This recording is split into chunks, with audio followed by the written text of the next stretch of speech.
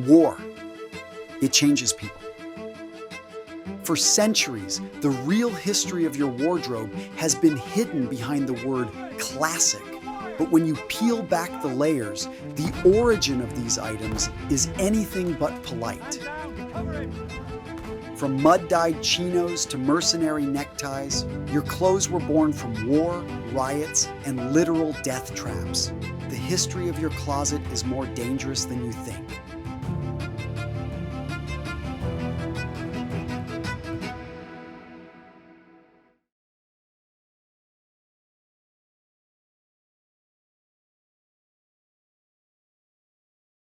For those of you that are World War II fans, here's a fact you haven't heard before. German U-boat crews sank over 1 million tons of Allied ships wearing cargo pants made in England and the USA. Seriously, you had Wolfpack commanders like Wolfgang Luth out there wearing trousers stamped "Made in the USA" as he sank US merchant marine ships. So what's the story here? How did cargo pants, a relatively new invention made in the USA, end up in the hands of a bunch of German U-boat crews? Now, the story of the cargo pant begins in the 1930s, and what we see are militaries around the world are starting to spend a lot more on their armed forces. So they decide, hey, let's spend a little bit on uniforms.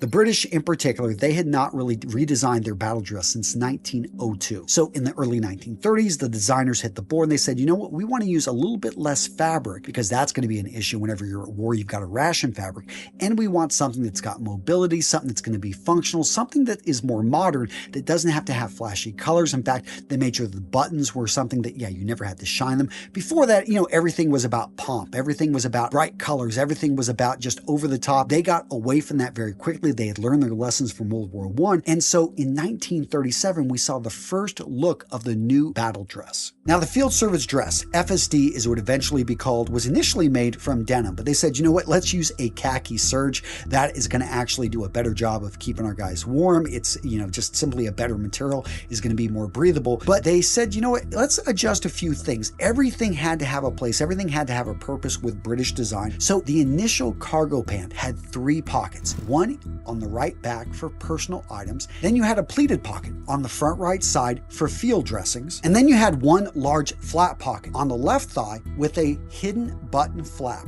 that was specifically made to hold maps. And down at the bottom of the trousers, they actually had tabs. This made gathering the material, basically wrapping it around the ankle, easier. That was important because with the combat shoe, they would have gaiters that would keep everything nice and neat down there. Before that, they had had really high leather boots, which were incredibly expensive. So this was all saving. You know, these were a very utilitarian design. Now, what's interesting, except for a few modifications, we're talking they got rid of the tabs at the bottom of the cargo pants. They got rid of the belt loops. They adjusted the pocket on the, you know, for the map pocket. They made it so the button went all the way through, saved a little bit of fabric there. Point being is this was used for the next 25 years. It was very functional, very useful type of design.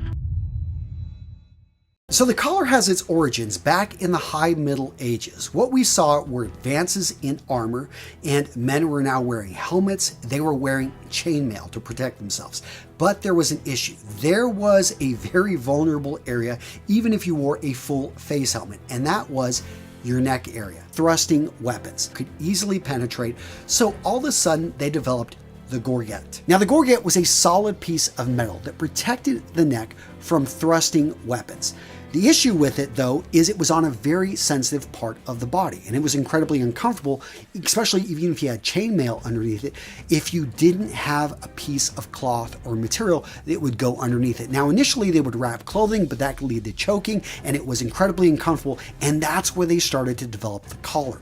A piece of cloth that could go in right there to separate the skin from the armor. Now, this may seem like an incidental piece, but again, it's touching the skin, and it's something that would lead to irritation, and the men that were commissioning these to be made, everything was handmade. So they would have it made to their exact measurements. They would also want to make sure they didn't have any excess cloth, because that would lead to just it being hot. That would lead to, you know, fabric wrapping up and getting in the way or leading to irritation. So it was something that all of a sudden you saw men starting to wear these collars, you know, even when they would take their armor off. 16th century, we saw an interesting thing happen in the Spanish and the English courts. And that was all of a sudden people started paying attention to these colors and having fun with them, both men and women, it started to become a status symbol, something that, hey, let's make it a little bit more flamboyant, let's add some ruffles, let's add some lace, and next thing you know, these things started getting bigger and larger and drawing more attention. What people really liked about this is it did a great job of framing the face.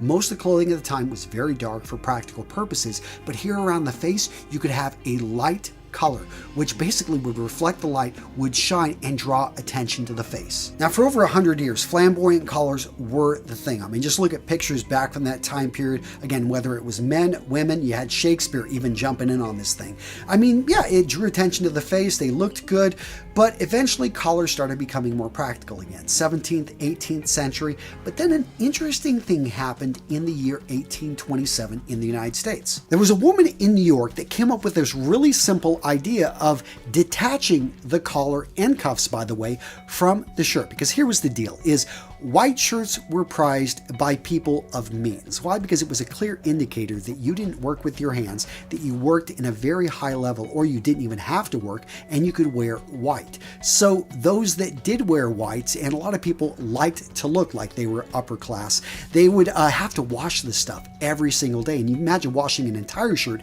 the thing would wear out. But this woman has a genius idea. Let's just detach the collar, because that gets really dirty. The cuffs the same, and we'll wash those separately. They even got better on this. They actually used what's known as celluloid. It was an early form of plastic, and they actually created these plastic collars, plastic cuffs, and they were selling them very inexpensively. Now, if you still had money, you were taking your collars and your cuffs to get washed. They were made from linen. They had to be starched a lot. But again, this was a status symbol. It was a clear indicator whenever you had that white collar, you were a man of power. You were a man of money.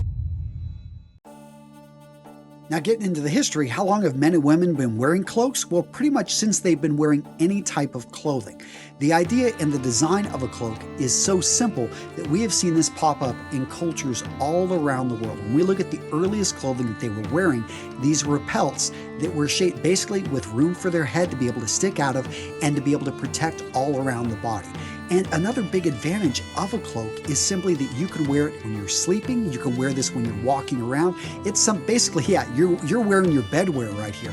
And it was just incredibly functional. And again, didn't require a whole lot of sewing to be able to get the job done. Now, when it comes to recorded history, the first evidence that we see of a cloak, or I was able to find, was from about 500 BC. And this is on a cup that's over in the Louvre, and it's from ancient Greece. And it shows two people hiding under a cloak. Wonder what they're doing. But seriously, the Greeks are given credit, I think back to 750 BC for the himation, which was a variation of the cloak. The Romans eventually took it and ran with it, and their variation was known as the pallium. Now, as it seems like they did with a lot of things, the Romans took the Greek idea and they actually made it theirs, and in some ways improved upon it, or actually gave us the first idea that capes and cloaks could be used as differentiators for us to be able to see who a person is and their rank in society. Now, the simplest form of the Roman cloak was known as the paenula, and this was worn by both men and women. It was just a simple thing that you wore to show that, hey, I'm a part of the community. Now, higher up the rank structure, we had soldiers, and they were actually wearing sagums, and these were larger cloaks, a little bit longer, and they had specific colors. So if you're wearing a red one, you were a regular foot soldier. If you were wearing one that was scarlet, you were an officer. If you had a purple sagum, you were a general. And if you were a general, you wore what was called a licerna, and that was attached to one shoulder by a brooch on one side, and it basically was made in a color that it was very distinctive. People knew who you were. They got out of your way. You were in charge. You were the man. And this status symbol wasn't confined just to the military. We also saw Roman senators wearing licernas in purple as well over their togas.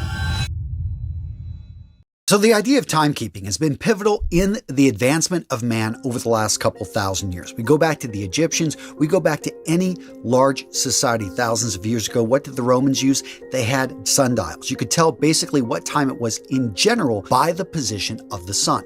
Now, the earliest clock tower we've got on record goes back to Athens, and it was called the Tower of the Winds. And this actually had 8 sundials. It also had what was known as a water clock. wasn't super accurate, but it did a decent job of helping the people be able to tell the time. Why was timing important? Because you needed to know when to start work, when to stop work. And if you're going to be doing processes that require you do them for a set amount of time, it was important that you were able to track it. Now, the Chinese, as early as 1088, they actually had clock towers using liquid escapement mechanisms.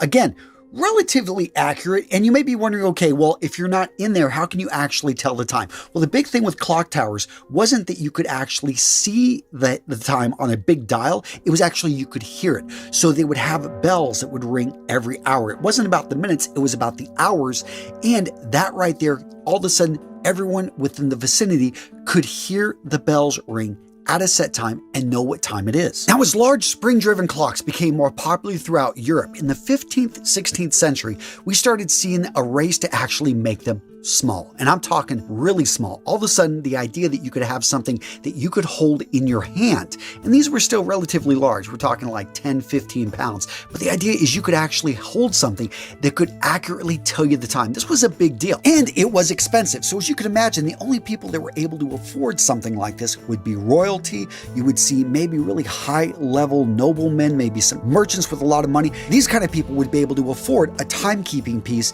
And it was really just a show of opulence. It was a show that you actually had the money to be able to spend on this. And in turn, it eventually started, as they became a little bit more common, easier to manufacture, it became a functional piece. When I say functional piece, it became a fashion item that a lot of women actually loved to wear. They were called Nuremberg eggs. And these were actually attached to chains made from, or at least encased in precious metals. And they pretty much served the purpose of jewelry. And they were accentuated your outfits. And they had a small timekeeping device, sometimes even hooked up with an alarm. And again, it was all about a show that you had the wealth to actually own something like this. Now, in the 17th century, there was a big fashion trend. All of a sudden, men started wearing these smaller pocket watches that would fit in your pocket. They were that small, and it was just a fashion piece. It was be able to pull something like this out around people. It showed that you had means, that you had money, that you basically had something they didn't have. Now, to better fit in pockets, the shape evolved, and the technology, the technicians, everything at this point was handmade. Nothing is mass manufactured. So all of a sudden, everything is geared towards, yes, getting it thinner, getting it smaller, getting it so, yeah, the smaller, the better. And again, it was a race to the bottom here. And we actually know how valuable these watches were because we can go look at old newspaper clippings. Stolen watches apparently was a big deal. People were offering 5 guineas, which is a big amount in that time, for just information on the whereabouts of my stolen watch. By the end of the 18th century, though, you started to see watches just start to reach the masses. In fact, a lot of sailors could afford a watch that they would take on their journey. You know, when you're out on the ocean, especially if you're crammed, you know, in bad weather, it's nice to be able to actually know what time it is when you don't see the sun for a while. It happened to me on a boat. I remember not going up for like 3 or 4 days. I mean, these were huge boats. In the Marine Corps, we're always riding with the Navy, but yeah, you kind of want to know what time it is. Now, this next fashion trend was started by a military regulation change in 1913. Before then, undershirts basically had buttons on them, and since the 1880s, they had been using this design. It wasn't very comfortable, and it wasn't very functional. Well, the military said, you know what, we need these guys working, cleaning, you know, the top of decks and stuff on boats, so let's give them a piece of gear that is simple and that basically frees up the arms. The t-shirt was invented. 1913, original designs were actually made from wool. They took a long time to dry. It just wasn't a great design, but eventually within a period of about 5 to 10 years, we saw that transition to the cotton t-shirt as we know it.